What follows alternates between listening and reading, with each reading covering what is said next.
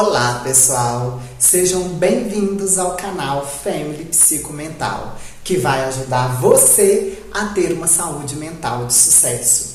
Eu sou Marcela Souza, enfermeira com especialização em psiquiatria e saúde mental. Você sabe qual é a origem daquela sensação de medo e angústia que você sente diante de algumas situações do cotidiano? Não? Então fica comigo até o final para compreender o que a sua mente faz para se proteger da sensação de medo e angústia das inclinações indesejáveis de nossos comportamentos. Logo após a vinheta.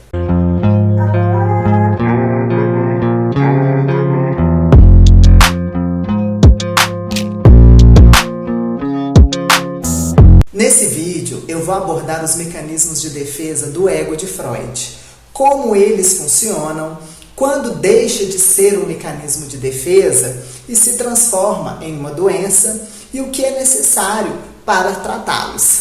Se você quer ter uma saúde mental legal, se inscreva no canal, deixe seu like e ative o sininho para receber todas as notificações desse canal. Freud percebeu que existe uma tensão entre as pulsões que o id, que é uma parte inconsciente da sua mente, deseja realizar, e as limitações impostas pela realidade externa. Muitas vezes, as demandas do id precisam ser adiadas ou precisam ser frustradas.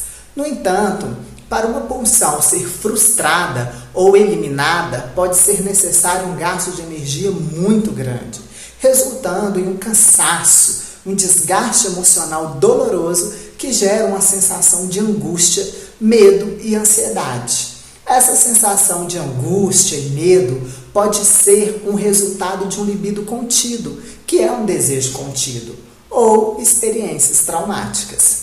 E desses sentimentos dolorosos, o ego, que é o seu ser, cria mecanismos de defesa.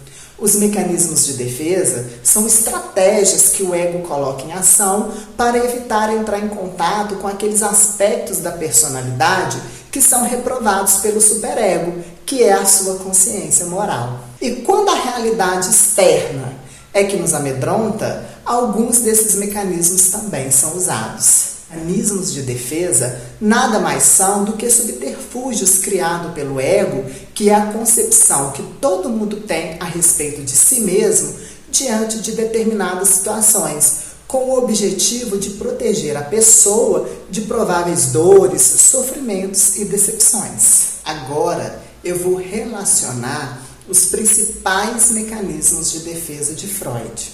O primeiro mecanismo de defesa do ego é a projeção. A projeção é quando uma pessoa aponta nos outros as inclinações que existem nela. Em geral, os preconceitos como racismo e homofobia estão baseados em projeções.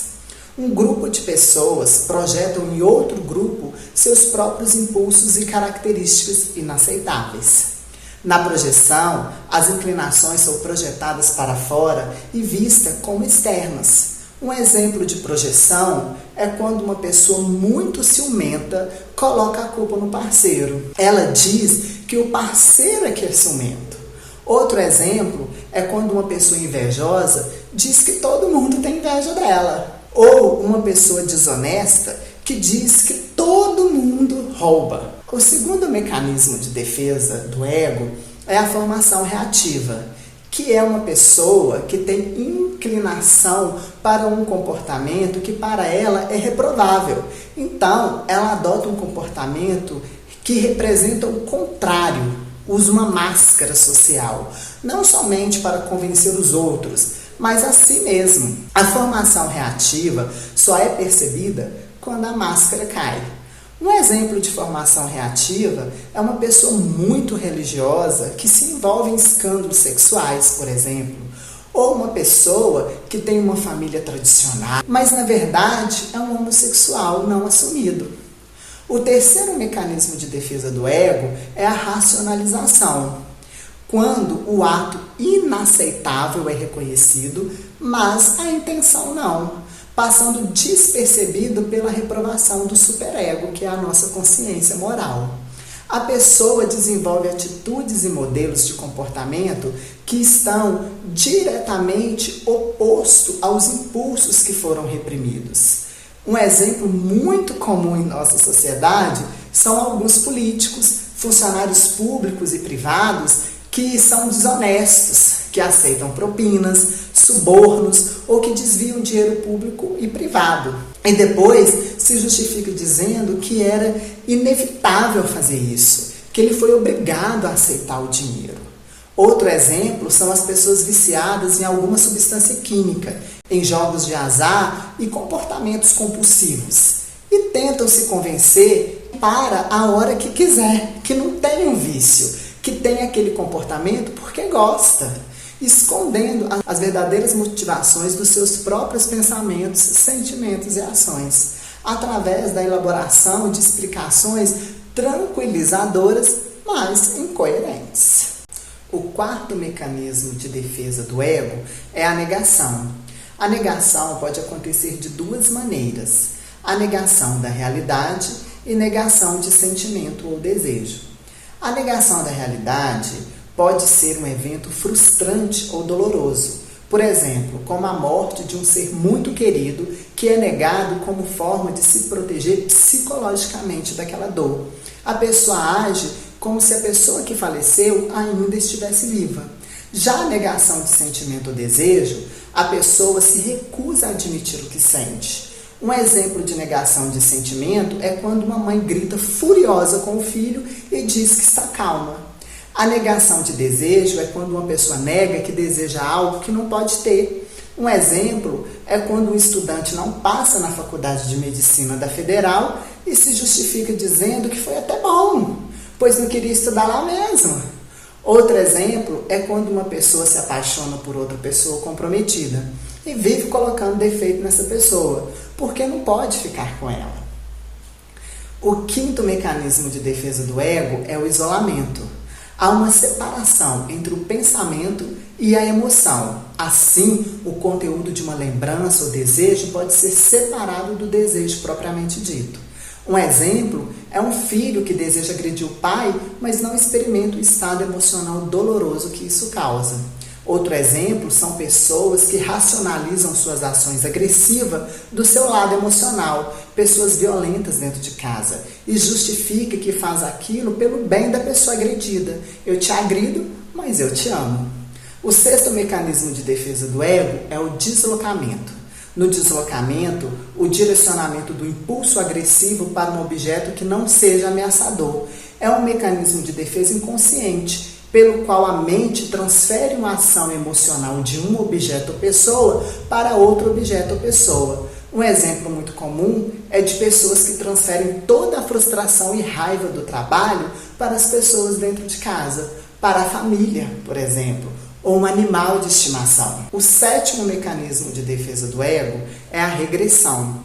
Acontece quando retrocedemos ao comportamento mais primitivo, como forma de evitar a ansiedade. A pessoa volta a uma das fases infantil de desenvolvimento.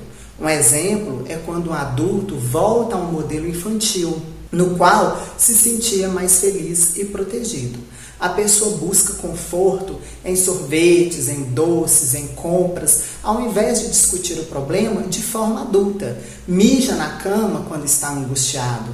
Enfrenta os conflitos da vida adulta se comportando como uma criança. O oitavo mecanismo de defesa do ego é a sublimação. Na sublimação, o objeto é canalizado para outro diferente do original, geralmente um objeto superior. Na sublimação, ao invés da pulsão ser enfrentada, ela é originada para funções belas e nobres. Um exemplo é quando uma pessoa é agressiva, ela canaliza sua agressão para artes marciais ou esportes de força física de uma forma geral.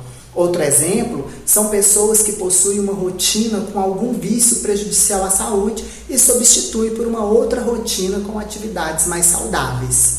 Outro exemplo são pessoas com muita energia que podem canalizar suas energias para a arte, a ciência, a educação e muitos outros hábitos saudáveis e produtivos. Para Freud, a essência da civilização está na capacidade de sublimação, de canalizar as energias sexuais e destrutivas para finalidades nobres. Segundo Freud, sem a sublimação estaríamos na idade da pedra, gratificando nossas pulsões com sexo e pancadaria. O nono mecanismo de defesa do ego é o recalque.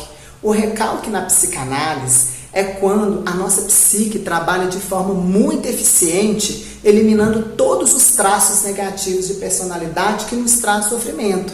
No recalque, o pensamento, o sentimento ou desejo inaceitável é recalcado, reprimido para o inconsciente, o que requer um gasto de energia permanente para manter o indesejável longe da consciência. O recalque é um mecanismo de defesa, mas possui um papel coadjuvante em todos os outros mecanismos de defesa.